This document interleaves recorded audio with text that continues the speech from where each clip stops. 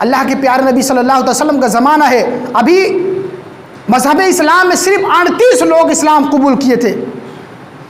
مذہب اسلام کا شروعاتی دور ہے، صرف 38 لوگ مسلمان ہیں. نبی دو عالم صلی اللہ علیہ وسلم ایک راستے سے سفر کر رہے تھے، اسی راستے کی کچھ دور آگے ابو جہل نام تھا، اس نے اپنے گروہ کو جمع کرنے کے بعد راستے میں کھڑا ہو گیا اور کہا کہ یہیں سے محمد جانے والے ہیں، ہم ان کو آج پریشان کریں گے، آج ان کو ہم ماریں گے، پیٹیں گے، ان پر ظلم کریں گے. اللہ کے پیارے نبی صلی اللہ علیہ وسلم اپنے قافلے والوں کے ساتھ میں وہاں سے راستے سے گزرتے ہیں.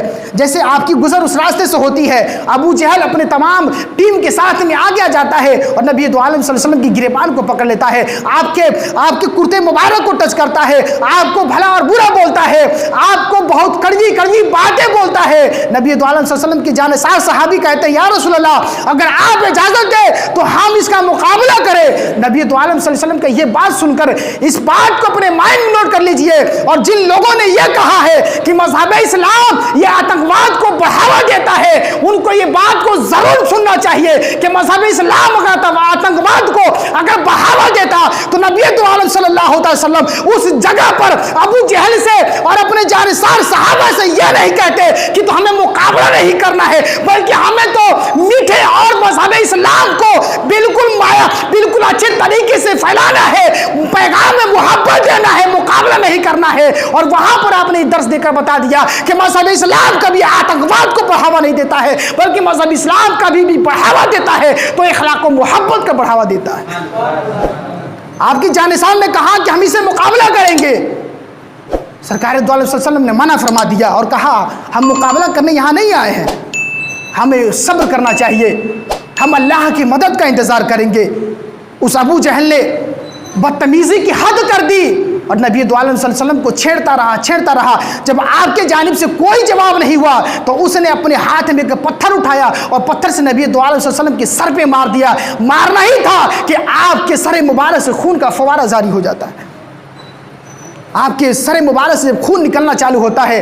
آپ وہاں سے سر کو دابتے ہیں اور وہاں سے اپنے والد ماجد کے گھر پہ نہیں جاتے ہیں، حضرت عبداللہ کے گھر پہ نہیں جاتے ہیں، حضرت فاطمہ الزہرا اپنے بیٹی کے گھر پہ نہیں جاتے ہیں، آپ اپنے گھر پہ تشریف نہیں لے جاتے ہیں، بلکہ وہاں سے ڈائریکٹ آپ خانہ کعبہ میں جاتے ہیں، مسجد حرام میں جاتے ہیں اور درن خداوندی پر اللہ تبارک و تعالیٰ کے پاک گھر میں حاضر ہو کر سر کو سجدے میں رکھ دیتے ہیں. خون کا فوارہ جاری ہے اور سر کو سجدے میں رکھے ہوئے ہیں اور اللہ کی بارگاہ میں دعا کر رہے ہیں اے پروردگار عالم تیرے بندوں نے تیرے محبوب کے ساتھ میں کیا کیا ہے. اللہ تبارک و تعالیٰ کی بارگاہ میں رو رہے ہیں. ادھر نبی دو عالم صلی اللہ علیہ وسلم کی آنکھوں سے آنسو نکل رہا ہے، آپ کے پیشانی سے خون کے فوارے نکل رہے ہیں. ادھر آپ کے چچا حضرت امیر حمزہ کا واقعہ سنیے. ابھی آپ ایمان نہیں لائے ہیں، ایمان سے پہلے کا واقعہ ہے. حضرت امیر حمزہ سینہ تان کے روڈ پہ چلا کرتے تھے، قمیضوں کو پھینک کر زمین پر چلا کرتے تھے، اکڑ کے چلا کرتے تھے. ابھی آپ گلی سے گزر رہے تھے، جب تک اس گلی کے کچھ عورتوں نے کہا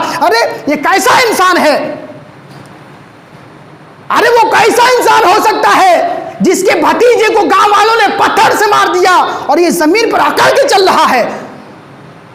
امیر حمزہ جب یہ بات سنتے ہیں کہ کسی کے بھتیجے کو کسی نے مار دیا ہے تو حضرت امیر حمزہ وہ کہتے ہیں اے عورتوں ذرا بتاؤ تم کیا کہنا چاہتی ہو. عورتوں نے کہا کہ تمہیں پتہ نہیں ہے. امیر حمزہ کہتے ہیں کہ ہاں مجھے پتہ نہیں ہے کیا بات ہوئی ہے. عورتوں نے کہا کہ تمہارے بھتیجے کو ابو جہل نے یہیں پر پتھر سے مار کر تمہارے بھتیجے کے سر کو پھوڑ دیا ہے.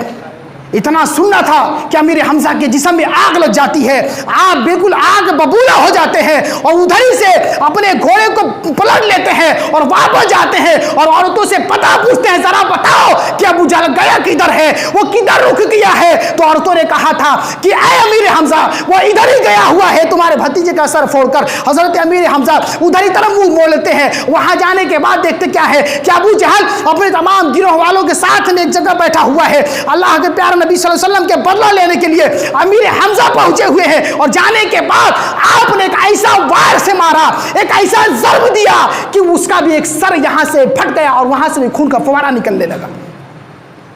اتنا کرنے کے بعد بدلہ لینے کے بعد امیر حمزہ واپس ہوتے ہیں. پھر پتہ پوچھتے ہیں کہ کوئی میرے بھتیجے کا پتہ جانتا ہے، میرا بھتیجا محمد کدھر گیا ہے.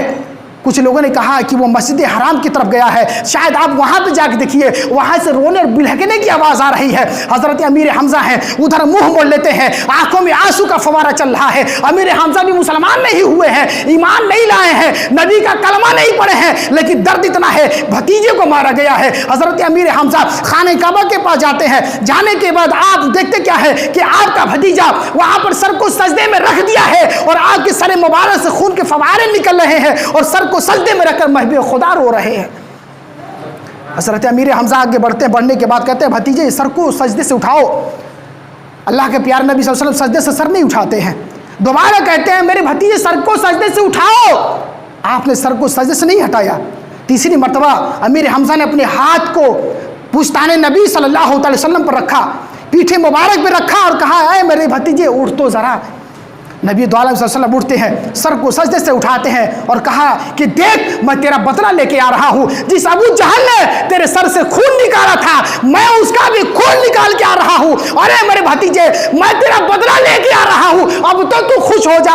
آپ یہاں پر نبی دو عالم صلی اللہ علیہ وسلم کا جواب سنیے کہ آپ نے کیا جواب دیا ہے۔ آپ کو بدلہ گمارا نہیں تھا، آپ کو جس نے مارا تھا اس کو مارنا یہ گمارا نہیں، بلکہ اللہ کے پیارے نبی صلی اللہ علیہ وسلم فرماتے ہیں اے میرے چچا آج سے میرا کوئی چچا نہیں ہے، آج سے میرا کوئی رشتہ دار نہیں ہے۔ ارے اگر میرا باپ اگر موجود ہوتا، اگر میرے ابو جان ہوتے، حضرت عبداللہ ہوتے، اگر میری ماں آمنہ ہوتی تو آج گلی اور محلے کا کوئی انسان مجھے مارتا نہیں۔ محبوب خدا صلی اللہ علیہ وسلم کی آنکھیں مبارک سے آنسو کا فوارہ جاری ہے، اور آپ کہہ رہے ہیں کہ امیر حمزہ اگر تو یقیناً میرا چچا ہوتا تو تیری موجودگی میں کوئی مجھے مارتا نہیں، اگر میرے باپ زندہ ہوتے تو آج کوئی مجھے ٹچ نہیں کرتا، اگر آج میری ماں ہوتی تو آج معاشرے میں آج محلے میں کوئی مجھے چھوٹا تک نہیں مارا تو بہت دور کی بات ہے۔